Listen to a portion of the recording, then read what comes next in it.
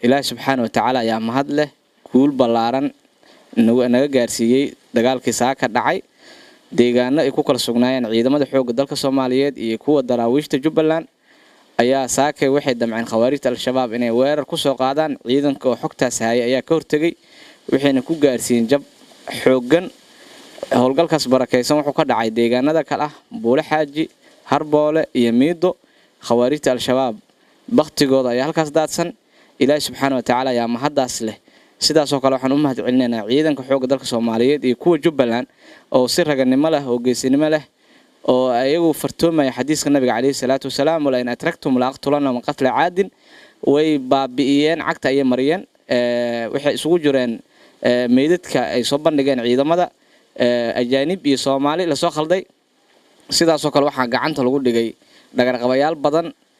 sidaad ka arkayseen baraha bulshada ayagana waxay isugu jireen ajaanib iyo waxay isugu jireen Soomaali la soo khaldo cala shaqaystayaal ah Ilaahay subxaanahu wa ta'ala ayaa ku mahadinayna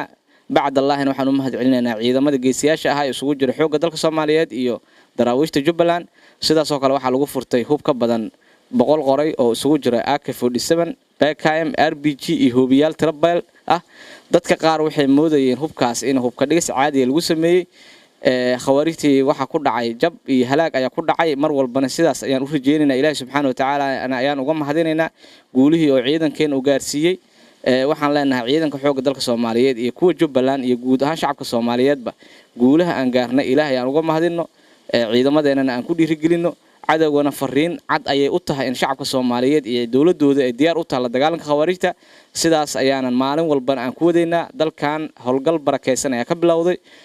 wuuna soconayaa ilaa dalkan oo nabad nooga noqdo Ilaahay idinkiisa waana maasantiin waxaan leenahay xoogga dalka Soomaaliyeed iyo ciidamada daraawiishta Jubbaland guuleysta waa maasantiin